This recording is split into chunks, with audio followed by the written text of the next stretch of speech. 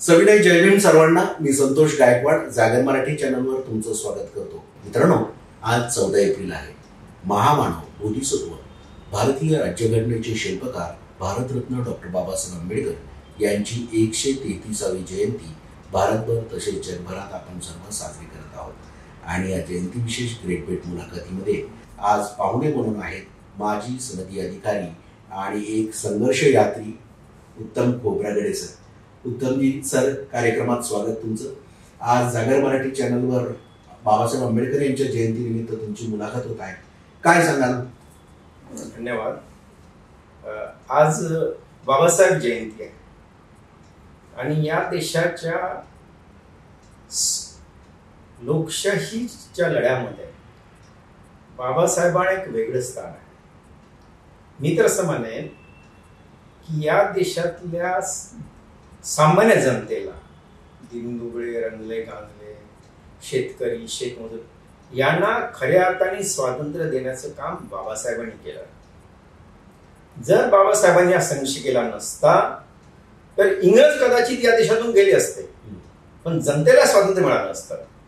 आणि म्हणून स्वातंत्र्य म्हणजे कोण राज्य करते याची संबंध नाही, तर जनतेचं राज्य आलं पाहिजे. जनतेच्या ज्या समस्या आहेत त्यांना सन्मानाने जगता आलं पाहिजे. त्यांना एका स्वतंत्र देशाचे नागरिक म्हणून सन्मानाने जगायसाठी बाबासाहेबांनी संघर्ष केला. त्यामुळे राष्ट्र निर्मिती करण्याचं खरं काम बाबासाहेबांनी केलं आणि त्यामुळे या देशाच्या इतिहासात आजच्या जयंतीलाच वेगळं स्थान आहे. सर, तुमच्या बालपणाविषयी जरा प्रेक्षकांना सांगाल का? कसं होतं तुमचं बालपण? माझा जन्म चंद्रपूर जिल्ह्यापासून जवळजवळ 90 किलोमीटर एक छोटंसं गाव आहे गोवर्धन म्हणून, जिथं वीज पण नव्हती, बस पण नव्हती आणि अतिशय लहानचं गाव. तिथं झाला. मला वाटतं माझी आई मी 1.5 वर्षावर असतानाच वारली, त्यामुळे आईचा चेहरा मला आठवत नाही. वडील जेमतेम 6 की 7 वर्ष शिकलेले होते. एक लहान शेतकरी म्हणून ती पुस्तकात लिहिल्याप्रमाणे मला कॉलेजमध्ये ॲडमिशन घेण्यासाठी त्यांनी माझ्या आईचे दागिने गहाण ठेवले होते. तर जरी आमची आर्थिक परिस्थिती चांगली नसती तरी मला एक प्रचंड मोठा वैचारिक वास आहे. माझे वडील अगदी पहिल्या दिवसापासून बाबासाहेब जेव्हा सामाजिक चळवळीत आले त्यापासून कट्टर आंबेडकरी चळवळीमध्ये होते. ते चंद्रपूर तालुका बुद्ध महासभेचे अध्यक्ष होते, चंद्रपूर जिल्हा RPIचे उपाध्यक्ष होते. त्याही पेक्षा जवळजवळ त्यांनी तुकाराम, संत तुकाराम, महात्मा फुले आणि बाबासाहेब आंबेडकर यांच्या विचारी त्यांच्या प्रचंड फरक. तुकारामाचे सगळे अभंग त्यांना उमटत होते आणि त्यामुळे त्यांचं भाषण फार चांगलं असायचं. म्हणजे त्यांचं भाषण म्हणजे तुकाराम आणि महात्मा फुलेच्या विचाराचा एक वाहत्या नदीच्या फ्लोसारखा होता. म्हणून त्यांना बुवा पण म्हणत होते, कारण ते सगळीकडे भाषण द्यायचे, तुकारामाचे विचार सांगायचे आणि बाबासाहेबांच्या विचाराचा प्रचंड त्यांच्यावर परिणाम झाला होता. एवढं की बाबासाहेबांनी दीक्षा घेतल्यानंतर ते गावोगावी जाऊन दीक्षा द्यायचे गावच्या लोकांना. आणि विशेष म्हणजे बाबासाहेबांनी 1930ला मी हिंदू म्हणून जन्मलो पण मरणार नाही अशी घोषणा केली. तेव्हा बौद्ध धर्म स्वीकारण्याच्या अगोदरच माझ्या वडिलांनी हिंदू धर्माचा त्याग केला होता आणि ते कबीरपंथी झाले होते. म्हणजे ज्या धर्माने आमच्यावर गुलामगिरी लागली त्याच्या संस्कृतीचा कोणताही लवलेश आमच्या कुटुंबामध्ये नसावा ही त्यांची धारणा होती. दुसरं म्हणजे संत कबीर आणि तुकाराम यांचा वैचारिक वारसा असल्यामुळे ते म्हणजे ज्यानंतर आपण रॅशनलिस्ट होते. कोणतेही सण साजरे करायचे नाही, दांभिकपणा नाही, किंवा म्हणजे एवढं की भगवान बुद्धाला ज्ञानप्राप्ती झाली वगैरे असं जे लोकांनी लिहिलं होतं हे खोटं आहे. ज्ञानप्राप्ती किंवा स्वर्गीय आवाज वगैरे हे सगळं थोतांड आहे. तर भगवान बुद्धांना काही लोक मिळाले असतील, त्यांच्याशी चर्चा करून भगवान बुद्धाने हा नवीन विचार मांडला. हे त्यांनी मला लहानपणी सांगितलं. म्हणजे ज्याला मार्क्सनी डायलेक्टिक म्हटलं होतं. माझ्या वडिलांनी ऑफकोर्स मार्क्स वाचला होता, बुद्ध वाचले होते. तर मार्क्सने ज्याला डायलेक्टिक म्हटलं होतं की थेसिस, एंटीथेसिस आणि सिंथेसिस म्हणजे विचार हे विचाराच्या देवाणघेवाण निर्माण होतात. ही कल्पना मला माझ्या वडिलांनी शिकवली. त्यांनी हे म्हटलं की काही दैवी आवाज वगैरे नाही आला भगवान बुद्धांना, तपश्चर्या केली असेल, पण नंतर भगवान बुद्धांनी जनतेशी चर्चा केली, स्वतः विचार केला आणि एक नवीन विचार म्हणजे कारण मीमांसा हा बुद्धाच्या शिकवणीचा जो गाभा आहे, चिकित्सा. भगवान बुद्धाचा धर्म म्हणजे काही पूजाचा धर्म नाही, एक वैचारिक धर्म आहे. म्हणजे ज्याला कार्ल मार्क्सने डायलेक्टिक म्हटलं त्याला भगवान बुद्धांनी कारण मीमांसा म्हटलं, त्याच्या 2,500 वर्षापूर्वी. तर या विचारातून हा विचाराचा मोठा वारसा मला मिळाला होता. त्यामुळे माझं सुद्धा जे वक्तृत्व चांगलं होतं तो माझ्या वडिलाचा वारसा होता. गावोगावी जाऊन ते भाषण द्यायचे, बौद्ध धर्माची दीक्षा द्यायचे, शिकण्याशिवाय पर्याय नाही म्हणून त्यांनी स्वतःचे दागिने गहाण पूर्ण छोटी शेती विकून आम्हाला शिकवलं. आणि त्या वैचारिक वारसामुळे मी लहानपणापासूनच आंबेडकरी चळवळीमध्ये होतो. म्हणजे 1967 जो सत्याग्रह झाला रिपब्लिकन पार्टीचा भूमिहीनासाठी, त्यामध्ये मी भाग घेतला. कॉलेजमध्ये असताना RPI रिपब्लिकन पार्टीची विद्यार्थी त्याच्यामध्ये मी काम केलं. आणि म्हणजे शिकताना सुद्धा ज्या संस्कृतीने आम्हाला गुलाम केलं त्या संस्कृतीचा काहीही आम्हाला लवलेश नाही या विचाराने. अनेकदा मी माझ्या भाषणात म्हणायचं कॉलेजमध्ये असताना, ही कसली तुमची संस्कृती, नवऱ्याने बायकोचा हात घ्यायचा की बायकोने नवऱ्याचा हात घ्यायचा, आणि माणसं उपाशी मारतात त्याची तुम्हाला चिंता नाही. आणि मी यांच्यावर कॉलेजच्या डिबेटमध्ये तुटून पडायचं. तर या वैचारिक वारसामधून मी शिकले. आणि त्यामुळे माझं लहानपणापासून माझ्या वाचनाकडे प्रचंड ओढा होता. आणि हे जे तुमचं मराठी ललित साहित्य मी कधी वाचलं नाही. शाळेमध्ये असताना मॅक्झिम गोर्कीचे मदर, जॉर्ज ऑवेलचे 1984, D.H. लॉरेन्सनची लेडी चार्ली हे पुस्तक वाचत होते. आणि त्यामध्ये बाबासाहेबचे विचार आणि साहित्यामध्ये माझ्यावर मात्र अत्रेचा प्रचंड प्रभाव. अत्रेंचं लिखाण हे होतं समाजाच्या समस्येवर होतं. त्या वैचारिक वारसेतून मी पुढे आला. आणि आता जसं कॉलेजमध्ये ऍडमिशन घ्यायलाच मला दागिने गहाण ठेवायला लागले. नंतर आणखी परिस्थिती खराब झाली म्हणून BSc नंतर मला पेट्रोकेमिकल टेक्नॉलॉजीमध्ये प्रवेश मिळाला, कारण मला मार्क्स होते, मी मेरिटमध्ये होतो. तर मला ते न करता मला नोकरी पत्करायला लागली. सर, मग आपण IAS ऑफिसर व्हावं असं म्हणजे कधी, म्हणजे तो प्रवास कसा होता? कारण तुम्ही बँकेच्या नोकऱ्या केल्या, भाभा ॲटॉमिक रिसर्च सेंटरमध्ये होता, दलित पॅन्थरशी त्यानंतर आपण बोलणारच आहोत. पण IAS ऑफिसर हे जे स्वप्न तुम्ही कसं अचीव्ह केलं? स्वप्न नाही, मी जेव्हा बँकेत होतो तेव्हा माझी रायपूरला पोस्टिंग होती. आणि बँकेत सुद्धा असताना मी एक अतिशय कर्तबगारी अधिकारी माझं नाव. तिथे एक विवेक धाण नावाचा एक तिथे मोठा प्रस्ताव, धाण प्रस्ताव, त्यांचा आमच्याकडे अकाउंट, त्याचा मुलगा IAS होता. तो ना आम्ही बँकेत यायचा. आणि त्यांनी जेव्हा माझं काम पाहिलं तेव्हा म्हटलं, सर आपने एक बार तो जरूर लिखना चाहिए. आणि त्यांनी या दिलेल्या याच्यामुळे मी पहिल्यांदा परीक्षा दिली आणि पहिल्याच अटेम्प्टमध्ये उत्तीर्ण झालो. तर एकतर वैचारिक वारसा होताच, शिक्षण घेतलं पाहिजे, शिक्षणातून समाजकार्य केलं पाहिजे, आणि याकरता IAS सारखा दुसरा कोणताच मार्ग नाही नोकरी करायची असेल. आणि हा वैचारिक वारसा आणि अशा मित्राचे सल्ला यामुळे मी याकडे वळलो. आणि सुदैव आणि पहिल्याच अटेम्प्टमध्ये जसं मी परीक्षा दिली ते अपेंडिक्सच्या ऑपरेशन बेडवर म्हणून परीक्षा दिली, पहिल्या अटेम्प्टमध्ये पासही झालं आणि या क्षेत्रात पदार्पण केलं. सर, तुमची 27 वर्षाची जी कारकीर्द आहे, जिथे जिथे तुम्ही जाल तिथे तुम्ही तुमच्या कामाचा ठसा उमटवलेला आहे. सर, हे तुमचं जे गुण आहे तुमच्यामध्ये की म्हणजे भ्रष्टाचाराला कुठेही थारा नाही, राजकारणी असो, माफिया असो, बिल्डर यांना तुम्ही वठणीवर आणलेलं आहे. आणि अशी किती उदाहरणं आहेत. म्हणजे मलकापूरमध्ये तुम्ही ज्यावेळेस अधिकारी होतात उपवेद, तिथेही खूप काम. तर तो काय प्रसंग आहे? म्हणजे मलकापूरची जी पोस्टिंग होती त्याचं तुम्हाला खूप पुढे फायदा झाला, तर काय झालेलं? म्हणजे तिथे धार्मिक हिंसाचार वगैरे? म्हणजे मलकापूर ही अशी जागा होती, एक तुम्ही बघा महाराष्ट्रामध्ये जिथेही मुसलमान 30% जास्त असतात त्या गावामध्ये, त्या शहरामध्ये नेहमी जाते. त्याला कारण आहे, जिथं 5% असतात ते सहन करतात, 30-40% असतात की ते सहन करत नाही. हे खूपच चांगलं निरीक्षण आहे. म्हणजे नाही, माझा अनुभव आहे. हे 30-40% असणारे ते सहन करत नाही, त्यांच्यावर झालेलं ज्याला मी पर्सिक्युशन म्हणतो किंवा अन्याय म्हणतो किंवा भेदभाव. पण मलकापूर माझं 35% मुसलमान होते. आणि त्यामुळे तिथं मी जाण्यापूर्वी दरवर्षी जातीय दंगली व्हायच्या. म्हणजे मी त्या पुस्तकात लिहिलं असेल आहे की जसं मला जिल्हाधिकाऱ्यांनी थोडा 10 दिवस उशिरा जॉईन व्हायला सांगितलं होतं, की म्हटलं होतं की यावर्षी ईद आहे, त्यावेळेस नक्की ईद आणि गणपती जवळजवळ नक्की दंगली होतात, तर नवीन अधिकाऱ्यांच्या पहिल्या 10 दिवसात होऊ नये आणि म्हणून मला उशीर. पण ते शासनाने त्यांचं विचार फेटाळून लावले आणि मी जॉईन झालो. आणि सुदैवानं मी असेपर्यंत 2 वर्ष कोणतीही जातीय दंगल झाली.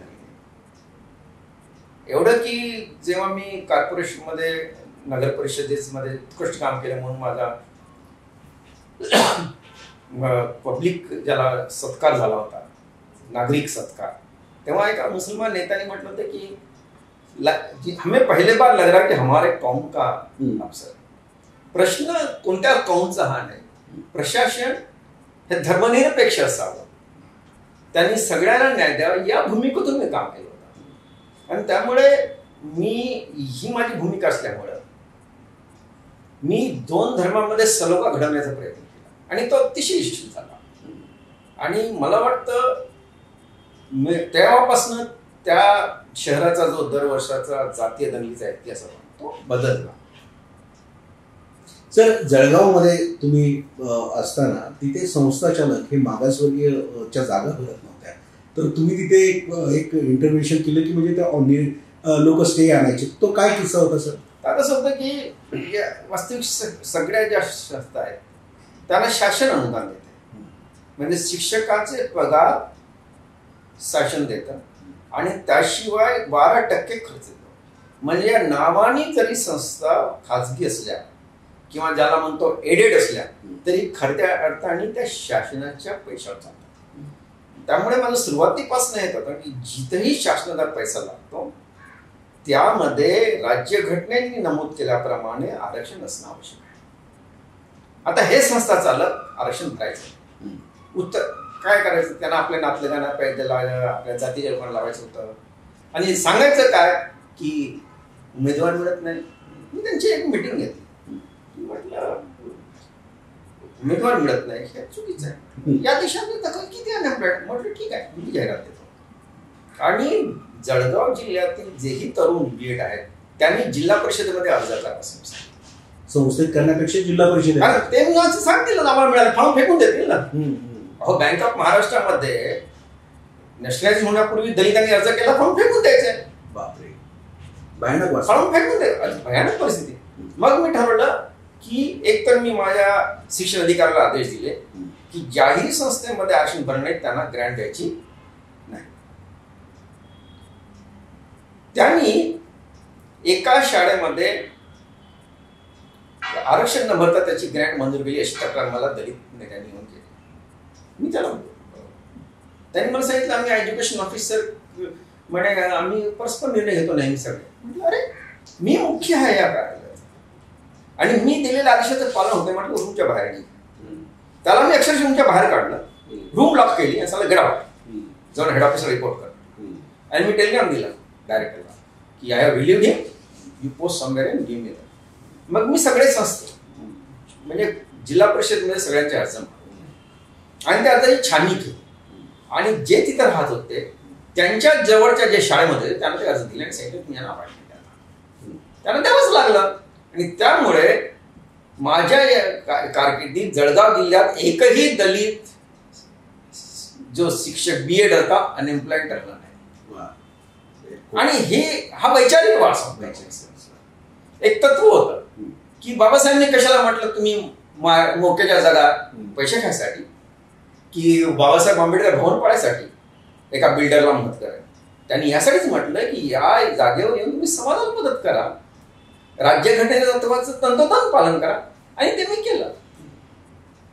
सर, तुमची बेस्ट प्रशासनातली कारकीर्द ही खूप छान होती. तुम्ही कठोर निर्णय घेतले. मी मेडिकल रिप्रेझेंटेटिव्ह होतो आणि त्यावेळेस तुम्ही बेस्टचे कमिशनर होता, तर तो जो कंडक्टर होता त्यावेळेस तो खूप मॅटर गरम होतं, म्हणजे शरदराव आणि ते मोठं. तर तो कंडक्टर असं मला बोलला, म्हणजे त्यांची चर्चा चालू होती ना बेस्ट काही, की उत्तम खोब्रागडे यांनी जात दाखवली आपली. म्हणजे अशा पद्धतीचं, म्हणजे मी आता इतक्या वर्षानं तुम्हाला भेटतोय तर तुम्ही बेस्टला किती भरपूर वर्ष होते, तर काय सांगाल की म्हणजे बेस्ट तुम्ही तोट्यामधून फायद्याकडे आणली, कठोर निर्णय दाखवली ना. हो. म्हणजे दलित जेव्हा येतो, वैचारिक ज्याचा वारसा चांगला आहे, तर तो तोट्यातले व्यवसाय नफ्यात ही दाखवली ना मी त्यांना, दाखवली. आणि त्यांना हे दाखवलं मी की माझं तर भाषण व्हायचंय डेपोमध्ये, व्हायचंय की या देशामध्ये कामगार वर्ग कोण आहे, दलित, ओबीसी, आणि नेतृत्व कुणाकडे कामगाराचं कुणाकडे आहे. मी ते त्यांना म्हटलं की तुम्ही शेतकऱ्याची पोर, मी शेतकऱ्याचा मुलगा, तुम्ही कष्ट करायची मुलं, तुमच्या वेदना मी जाणतो, माझ्या वेदना तुम्ही जाणता. मग याचं इथं काय काम या राव, हा एंडुगुंडू मध्ये कशाला, याच्या पिढ्यानपिढ्यांनी कधी काम केलं का, यांनी मंत्र म्हणावं, यांनी हात पहावे. कामगाराचं नेतृत्व हे कसे करणार, कामगाराचं नेतृत्व मी कामगारच करणार ना. म्हणजे माझी जाती कामगाराची. मी बाबासाहेबांनी जसं म्हटलं होतं, जेव्हा त्यांच्या पुस्तकावर द प्रॉब्लेम ऑफ रिफ्युवर कमिटी आली, त्यामध्ये I represent the working class. Me working क्लासचा माणूस आहे, शेतकरी पर्याय, माझी जात शेतकरी, काम कर, माझी जात दाखवली आहे त्यांना. आणि जे लोक मंत्र म्हणून पोट भरतोय त्यांना जागेवर बसवलं. खरं आहे ना. जे लोक मंत्र म्हणून कर्मचाऱ्याचं शोषण करत होते, त्यांना त्यांची जागा दाखवली. आणि कष्टकरी हा खऱ्या अर्थाने या देशाचा उद्धार करत आहे, हे मी माझं दाखवून दिलं, दाखवली. सर, त्याचा मला अभिमान आहे. अभिमान. सर, रंगशारदा प्रकरणामध्ये एक म्हणजे गगनभेदी गप्पामध्ये अनिल थत्तेने खूप छान लेख लिहिला होता. तर तो जरा काय किस्सा आहे, म्हणजे तिथे गोखले म्हणून जे होते ते म्हणजे भूखंडाची श्रीखंड खाण्यात ही संस्कृती भरपूर, म्हणजे तुम्ही तर बघितलं आहे. आता जसं तुम्ही त्यांनी चांगला लेख लिहिला, नाही सगळं मी तेच तिथं बघितलं की माझा जो ऑर्डर आहे त्याच्यावर मोठी टीका झाली नंतर, पण माझा ऑर्डर आज 20 वर्षांतरही अपडेट झाला. माझं तेव्हा एवढंच म्हणत होतं की हा भूखंड गोखलेला कशासाठी दिला होता. गोखलेनी 10 वर्ष करस्पॉन्डन्स केलं की मराठी जो आपला कलाकार आहे तो खेळातून येतो, तो गरीब असतो, तर त्यांना त्यांच्या कलेचं उत्तेजन देण्याकरता एक हे असावं, नाट्यगृह असावं, आणि त्यांना लहाण्यासाठी काही रूम असावे, असं त्यांचं प्रचंड करस्पॉन्डन्स बघितलं. वसंतराव नाईकाला लिहिलेलं, अनेक मुख्यमंत्र्यांना. आणि हा जमीन देण्यामागचा उद्देश होता. मग एकदा जमीन दिली की ती त्या लोटियाला कशी काय गेली, तिथं 5 स्टार हॉटेल आलं कसं. आणि म्हणून तिथे मी म्हटलं की ही या देशाचा वैचारिक संघर्ष आहे. जर ही जमीन ज्या कारणासाठी गोखलेने मागितली, त्यासाठी गायकवाडने मागितलं असं दिलंच का काय सरकारने. म्हटलं तुझा काय कलेशी संबंध, कला तर त्यांची मक्तेदारी आहे. म्हणून त्यांच्याकडे कलेची मक्तेदारी 1000 वर्षे होती. त्याचा उपयोग करून शासनाची जमीन फुकटात घेतली आणि त्यात मोठा व्यवसाय केला. आणि तेच माझ्या ऑर्डरमध्ये लिहिलं आणि त्याच्यावर मला वादन झालं. म्हणजे त्यात तर असं आहे की जेव्हा माझी ऑर्डर त्यावेळी सही केली त्यावेळेसच मला वाटलं की माझी बदली होणार आहे ऑर्डर, पण मला त्याची चिंता नव्हती. मी ऑर्डर प्रसिद्ध केली. नंतर नारायण राणे तेव्हा शिवसेनेचे होते, विरोधी, त्यांनी मोठं विधानसभेमध्ये मोठं आकंताडव केलं की मी जातीवादी आहे. मी लिहिलं तर स्पष्ट की हे आहे जे या देशाची संस्कृती आहे, म्हणजे चतुर्वर्ण आहे, त्याच्यामध्ये शिक्षणाची आणि संपत्तीची मक्तेदारी एका ठराविक वर्गामध्ये असल्यामुळे त्यांनी त्याचा फायदा घेऊन भ्रष्टाचार करतात. तर मग मी जातीवादी आहे, मला निलंबित करा, असं मोठं विधानसभेमध्ये त्यांनी आवाज उठवला. तेव्हा जयंतराव पाटील अर्थमंत्री होते, त्यांनी मला फोन केला, म्हणजे काय भानगड आहे, मोठं काल वादन झालं, तुम्ही या. मी ऑर्डर घेऊन गेलो जयंतरावाकडे आणि मी माझे जे वाक्य ते फक्त हायलाईट करून त्यांना दिले. जयंतरावने पण खुश. दुसऱ्या दिवशी जयंतराव सभागृहात उभे झाले आणि म्हणले की उत्तम खोब्रागडे लिहिलेला प्रत्येक शब्द खरा आहे आणि खरं लिहिणं या देशामध्ये गुन्हा होऊ शकत नाही. आणि त्यात मी म्हटलं होतं की त्यामुळे ही जमीन परत घ्या. ते हायकोर्टाने आधी 20 वर्षांनी मांडलं. म्हणजे तो एक तत्वाचा संघर्ष होता की खोटे नाटे कारण देऊन प्रस्थापितांनी जे लोकांना राहायला घर द्यावं, तुम्ही झोपडीपटात तोंड टाकते शासन आणि तेवढी मोक्याची जागी फुकटात दिली. आणि इथं तो लोटिया नावाचा एक व्यापारी त्याच्यावर सांस्कृतिक केंद्र, 5 स्टार हॉटेल काय काय करतो आहे. हे परत घेणं शासनाचं कर्तव्य होतं ना, त्यांनी केलं आणि त्याचा मला अभिमान आहे. माझी बदली झाली त्याच्यानंतर, पण मला त्याचं वाईट वाटत नाही. ही छोटीशी किंमत आहे. मी म्हटलं ना, योद्ध्यांना जखमा होतातच, छोटीशी किंमत आहे, दिली मी. सर, तुम्ही एक आर्टिकल खूप छान वाचलेलं नाही, त्याच्यावर खूप ते गाजलेलं आहे, असिमिलेशन ऑफ फ्लॉवर्ड स्ट्रॅटेजी. तर हे जरा काय विस्तृत सांगाल तुम्ही प्रेक्षकांना? मी ते जे टाइम्समध्ये, जे टाइम्स ऑफ इंडियामध्ये ब्लॉग लिहिला, असिमिलेशन ए फ्लॉवर्ड स्ट्रॅटेजी, हे मी बाबासाहेबांचं जे संघर्ष होता त्याचा अगदी पहिल्या दिवशीपासून जो सखोल अभ्यास केला. त्याच्यात मी अनेक पुस्तक वाचले. सगळ्यात एक नुकतंच शशी थरूरने लिहिलं आहे, गेलने लिहिलं आहे, आणि सगळ्यात चांगलं पुस्तक आजपर्यंत ऑथेंटिक जे पुस्तक आलं आहे ते डॉक्टर आकाश सिंग, माझे जावई, त्यांनी लिहिलं आहे, बिकमिंग बाबासाहेब. अतिशय सखोल रिसर्च करून लिहिलं आहे.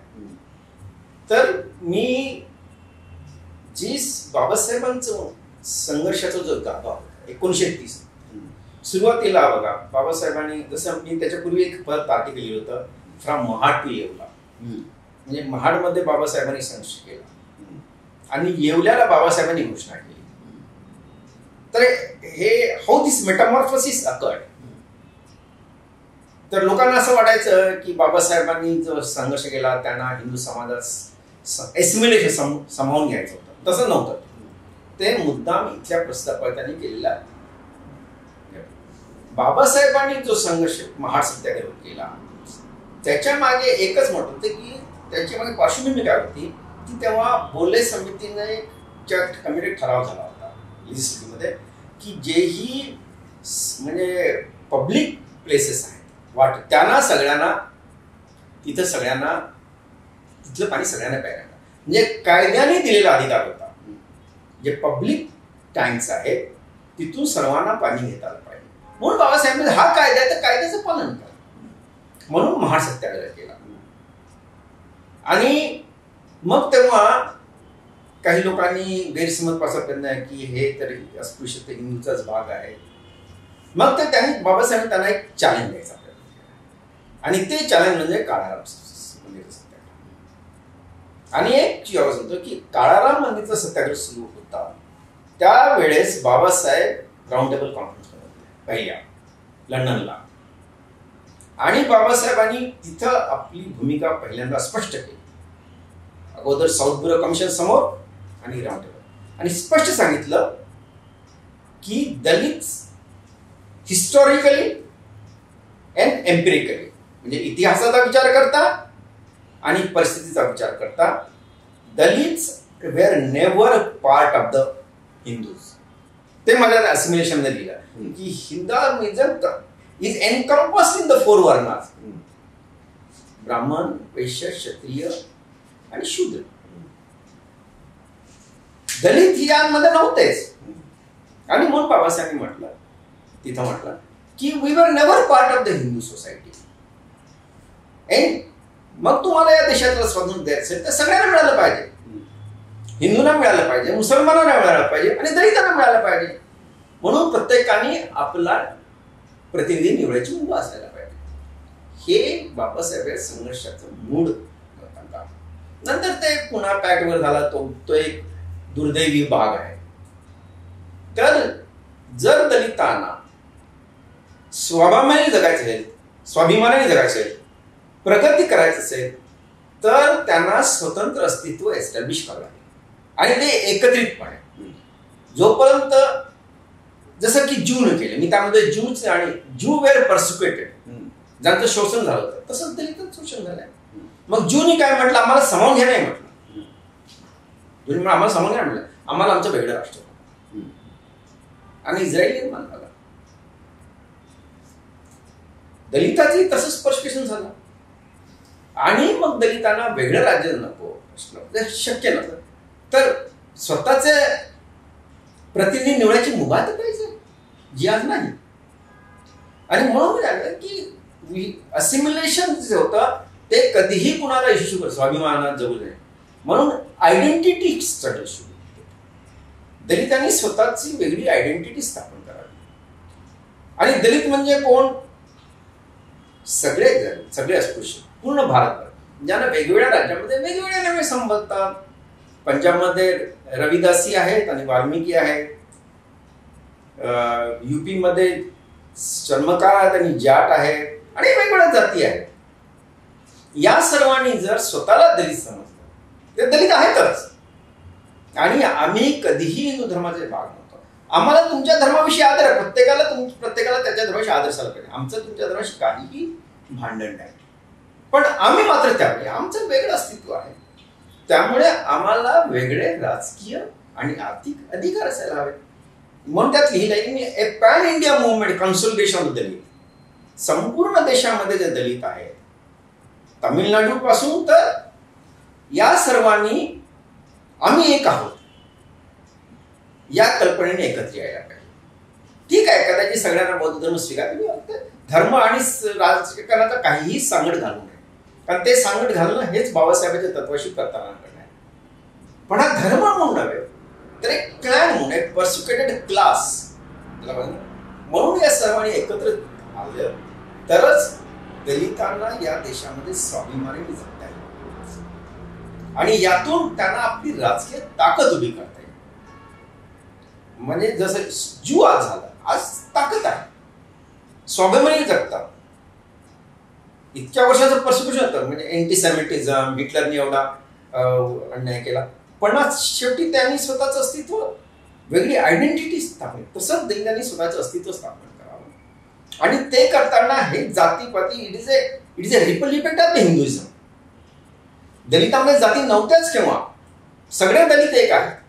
मी पंजाबमध्ये ज्यावेळी जालन्यात भाषण दिलं त्यावेळी सांगितलं की वाल्मिकी आणि रविदासांमध्ये जो संघर्ष आहे त्याच्या मला वेदना होता. तुम्ही सगळे एक आहात, हे 5 बोट आहेत, बोटाने काही 5 मूळ बनवा. तुम्ही सगळे, तुमच्या सगळ्याचं प्रोसिक्युशन झालंय, तुम्हाला सगळ्यांना शिक्षणापासून वंचित ठेवलं आहे, तुम्हाला सगळ्यांना संपत्तीपासून वंचित ठेवलं आहे, तुमच्या सगळ्याचा विडाळ झाला आहे. मग तुम्ही वेगळे का? आणि तुम्ही हिंदू धर्माचा कधी भाग नव्हतेच. त्यांना त्यांच्या धर्माविषयी आदर झाला पाहिजे, आम्हालाही तुमचा दुसऱ्याच्या धर्माविषयी आदर करणं आहे. पण आम्ही मात्र वेगळे आहोत, आम्ही दलित आहोत, आम्ही या देशाचे मूळ निवासी आहोत आणि म्हणून आपण एकत्र येऊन त्यातून राजकीय आणि सामाजिक ताकद निर्माण करावी, असं तर माझं आणि माझं अजूनही मत आहे की धर्माच्या नावावर राजकारण करणं, आता महाराष्ट्रामध्ये सगळ्या बौद्धांनी कुणाला म्हणतात, हा सगळं मूर्खपणा आहे, शुद्ध मूर्खपणा आहे. बाबासाहेबांनी राजकारणामध्ये कधीही धर्माला स्थान दिले नाही आणि त्या अर्थाने तुम्ही धर्म बघता, बुद्ध धर्म त्या अर्थाने धर्मच नव्हता. मी परत एक आर्टिकल लिहिलं आहे, तुम्ही वाचा, की Buddhism is a social philosophy. भगवान बुद्ध काही देवाचा अवतार नव्हते. भगवान बुद्ध तुमच्या माझ्यासारखा हाडामासच माणूस आहे आणि ते एक सामाजिक तत्वज्ञान सांगितलं. ते तत्वज्ञान प्रगतीचं तत्वज्ञान होतं, ते तत्वज्ञान कठीण परिश्रमाचं होतं, ते तत्वज्ञान प्रामाणिकपणाचं होतं. तर त्या तत्वज्ञानाचा जर स्वीकार केला तर मात्र या दलित समाजाला पुढे सन्मानाने जगता येईल आणि राजकीय ताकद जर निर्माण झाली याच्यातून तर त्यांच्यावर होणारे अन्याय थांबतील. या अर्थाने ते म्हणजे हे वास्तविक म्हणजे तिन्ही आर्टिकल जे आहेत लोक टाइम्स मधले, the Mahad to Yeola, buddhism as a social philosophy आणि नुकतंच लिहिलं असिम्युलेशन, या तिघांमध्ये एक कॉमन थ्रेड आहे ही की भगवान बुद्धांनी आणि आंबेडकरचं तत्वज्ञान तुम्हाला स्वीकारायचं असेल तर राजकीय जीवनात धर्म गौण ठेवला पाहिजे. तर एक धर्मनिरपेक्ष समाज निर्माण करायचा आणि आर्थिक परिस्थिती आणि जो सामाजिक जे सामाजिक दुबळेपणा आहे या तत्वावर एक क्लास, ज्याला मार्क्सने क्लास म्हटला, आपण कास्ट म्हणतो, एक क्लास आयडेंटिटी करायची निर्माण, क्लास कॉन्शियसनेस करायचं निर्माण आणि यातून एक राजकीय आणि सामाजिक ताकद निर्माण करायची आणि ते केलं की तुमचं शोषण थांबलं. हा माझा त्या लेखामागचा उद्देश होता. आणि हे करताना मला बरीचशी वैचारिक जे स्फूर्ती मिळाली ती महात्मा फुलेच्या गुलामगिरी या पुस्तकात. म्हणजे मला कधी कधी आश्चर्य वाटते की 150 वर्षापूर्वी या महामानवानी असा विचार करावा आणि त्याने कुणाला गुलामगिरी म्हटलं, इंग्रजाच्या गुलाम नाही म्हटलं, तर हा जी गुलामगिरी लागली होती समाजाला त्याला गुलामगिरी म्हटलं. आणि अजूनही तथाकथित जे लोक फुलेसाव आंबेडकरच्या नावावर राज्य करतात ते त्या गुलामगिरीचा स्वीकार करतात. याचं सगळ्यात मोठं दुर्दैव आहे. सर, सध्या 2024 मध्ये आपण आहोत. आंबेडकरी नेतृत्व म्हणा किंवा चळवळ किंवा आपलं प्रेझेंटेशन किंवा आपले लोकप्रतिनिधी शासनात आहेत नाहीत याकडे तुम्ही कसं बघता? आज आंबेडकरी चळवळ जवळजवळ अस्तित्वातच नाही. म्हणजे या सगळं बघताना अतिशय वेदना होतात. आंबेडकरी चळवळ ही समतेची चळवळ होती. धर्मनिरपेक्ष राज्य प्रणाली असावी या देशामध्ये, यासाठी त्यांचा संघर्ष होता. आता आंबेडकरांचं नाव घेऊन पोट भरणाऱ्यांनी धर्मनिरपेक्ष राज्य प्रणाली नेस्तनाबूत करण्यासाठी प्रत्यक्ष व अप्रत्यक्ष मदत करावी, यापेक्षा मोठं दुर्दैव होते. समाज अनेक विघटला आहे. त्यामध्ये पुन्हा जातीमध्ये वेगवेगळ्या जातीमध्ये विभागला गेला आहे. त्यांच्यामध्ये एकता नाही.